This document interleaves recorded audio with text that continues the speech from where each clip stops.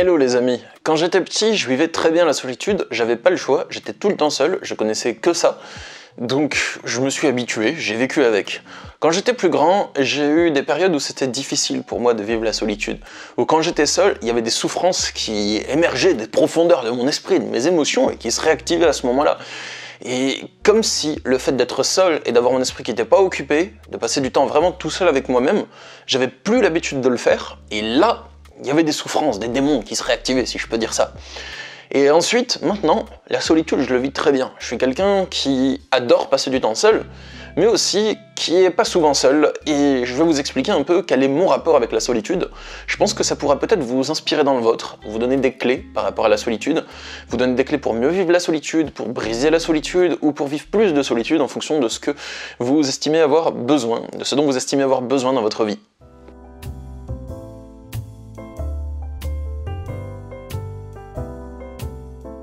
Alors quand j'étais enfant, j'étais seulement élevé par ma mère et elle voulait jamais que j'invite des amis à la maison après l'école, ni que je sorte jouer avec des amis à l'extérieur ou chez mes amis, donc ça fait que ma vie c'était l'école et vivre chez ma mère, et donc vivre soit avec elle qui me tapait dessus et qui me criait dessus, soit regarder la télé, soit être seul avec moi-même.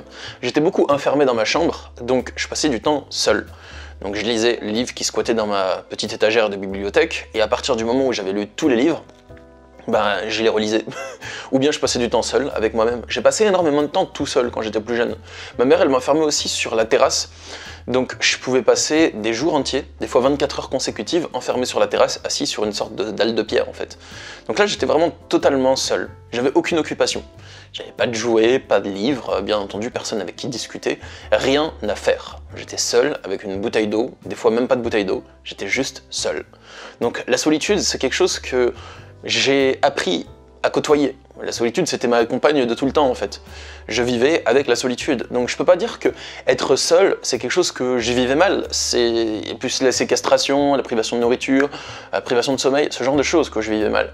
Mais sinon, la solitude en soi, le fait d'être seul, je me sentais bien.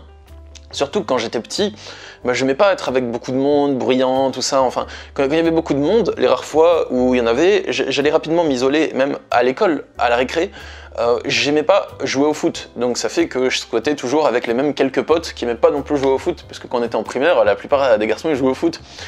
Et moi j'étais un garçon qui n'aimait pas jouer au foot, je savais pas jouer, j'aimais pas ça, donc j'allais squatter, parler avec quelques potes qui jouaient pas au foot, mais il y en avait de moins en moins, mais par contre quand on allait au collège et au lycée, là il y avait plus de foot, donc j'avais des potes normales, et ça allait bien à ce moment-là. Donc la solitude c'est quelque chose que j'ai pas mal côtoyé. J'étais ok, j'étais à l'aise avec. Mon rêve c'était de vivre tout seul sur une île déserte même, pour vous dire à quel point j'aimais bien la solitude. Mais en grandissant, les années ont passé, et il y a eu une période dans ma vie où, quand je me suis retrouvé seul, il y a des démons, si je peux appeler ça, c'était rien de bien méchant pour les autres, mais pour moi, c'était plus de la dépression, des questions existentielles, quel est le sens de ma vie, qui suis-je, vers où vais-je, qu'est-ce que j'aime vraiment, tout ça, ça remontait en moi.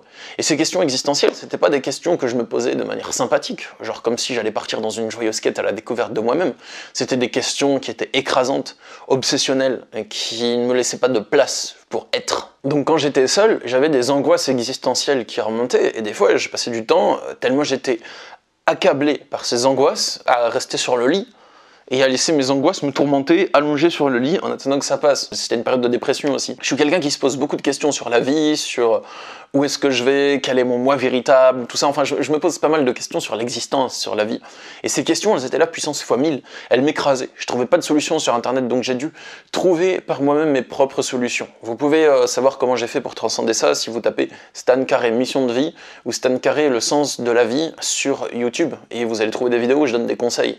Et c'est des conseils que j'ai tirés pour transcender ces moments-là, en fait. C'est des conseils ou des outils que j'ai dû développer pour transcender ces moments de souffrance. Donc vous allez les retrouver sur YouTube en tapant ces mots-clés.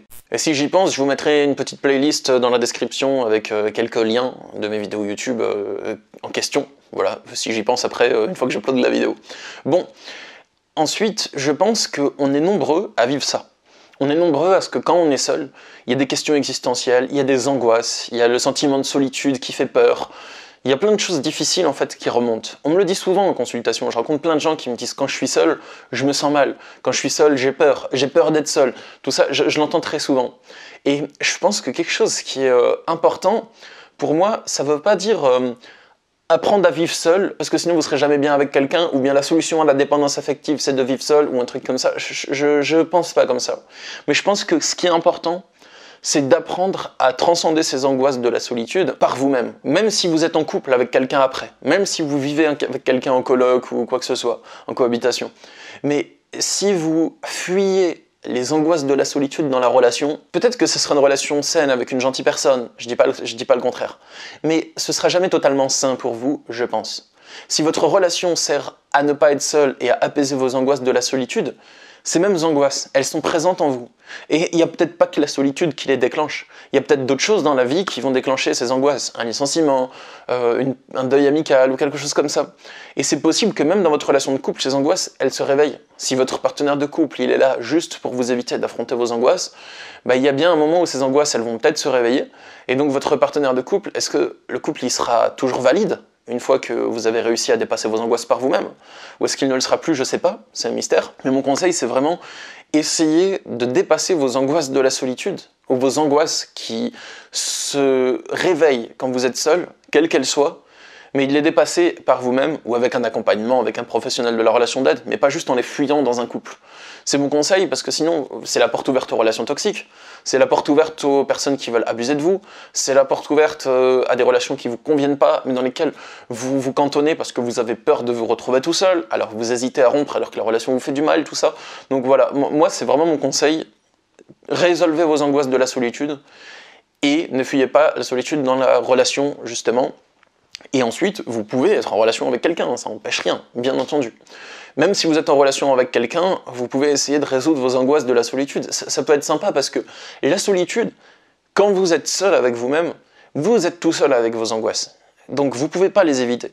Mais si vous connaissez déjà ces angoisses parce que vous les avez déjà affrontées, et vous sentez qu'elles sont latentes, même si elles sont infimement présentes dans votre vie, mais qu'elles le sont quand même, eh bien, le fait d'être en couple, ça vous permet d'avoir les angoisses qui sont moins écrasantes, et donc d'avoir plus de recul et plus de facilité à réfléchir dessus pour pouvoir les résoudre et réfléchir à des solutions. Donc voilà, après si ça vous parle, hein, faites comme vous le sentez. Je vous dis pas ce que vous devez faire, je partage une idée, après vous la prenez ou pas, faites comme vous le sentez les amis. Vous connaissez ma manière de travailler, vous le savez. Actuellement, comment je vis la solitude? Bah en fait, je suis pas souvent seul, je passe beaucoup de temps avec du monde. Que ce soit dans mon travail, je passe du temps avec du monde derrière l'ordinateur pour faire des consultations individuelles, je passe du temps avec des amis, je vois plein d'amis, je vois plein de potes, je sors beaucoup, je bouge beaucoup, et j'en suis très reconnaissant. J'ai beaucoup de gratitude pour ça. C'est quelque chose que j'adore dans ma vie, et je vois pas des amis pour fuir la solitude, mais parce que j'aime voir des amis. Parce que c'est quelque chose qui me nourrit. Mais quand je suis seul, les rares moments où je suis seul et où je suis pas occupé à travailler, en fait je le vis super bien. J'adore en fait, j'adore être seul, j'adore passer du temps seul avec moi-même, j'adore ça en fait, je me sens trop bien, c'est genre trop cool, voilà, je suis seul chez moi, je me dis oh, qu'est-ce que je vais me faire à manger, qu'est-ce que je vais regarder comme série, qu'est-ce que je vais faire de cool ce soir, je fais de la muscu, enfin je fais juste des trucs que j'aime, et franchement c'est une bénédiction. La solitude pour moi, ça rime avec la liberté, avec l'espace, avec le processus mental, avec la réflexion, avec l'émergence de nouvelles idées pour mes projets. Donc mon équilibre, c'est à la fois de voir du monde et de remplir ma vie, mais avec des personnes de choix, de qualité. Je le fais pas par dépit ou quoi que ce soit. Toutes les personnes que je côtoie dans mon quotidien, c'est des personnes que j'apprécie de côtoyer. Donc si vous êtes un heureux élu qui regarde cette... Non, je rigole, tranquille. Mais donc si vous regardez cette vidéo, les amis, et que vous êtes des personnes que je côtoie régulièrement, sachez que j'estime que votre présence est pour moi très bénéfique et que j'apprécie de vous côtoyer. Je côtoie personne par dépit et j'ai trouvé mon équilibre entre voir du monde et aussi passer des moments seuls pour me recharger, pour faire des choses que j'aime. Je pense que c'est à chacun de trouver son équilibre, essayer de trouver l'équilibre qui vous fait du bien. Et comme pour tout le monde, l'équilibre il est dans le mouvement. Donc c'est possible qu'à une période de votre vie, vous avez besoin d'un certain équilibre entre voir du monde et ne pas voir du monde, et que cet équilibre évolue au fur et à mesure des mois, donc à vous de trouver le vôtre dans la période actuelle de votre vie. Si vous aimez bien ce que je vous partage dans les petites vidéos comme ça, le journal de bord, abonnez-vous à cette chaîne et cliquez sur le bouton s'abonner avec la petite cloche pour être notifié des prochaines vidéos. Et si vous souhaitez avoir mon accompagnement individuel pour essayer de discerner quelles sont vos angoisses qui remontent quand vous êtes seul, pour affronter votre peur de vivre une solitude future, par exemple si vous vous apprêtez à rompre ou quelque chose comme ça, si vous souhaitez dépasser une angoisse, quelque chose qui vous fait peur, une période difficile de votre vie, je propose des consultations individuelles de coaching de vie. Il y a le lien dans la description pour directement réserver un rendez-vous avec moi. Je suis également sophrologue, enfin je fais cette activité de manière sérieuse depuis 2015 et je ferai de mon mieux pour mettre toutes mes capacités à votre service pour vous aider pendant cette consultation. Bon voilà, moi je vous dis rendez-vous dans quelques jours sur la chaîne pour de prochaines vidéos. Bye!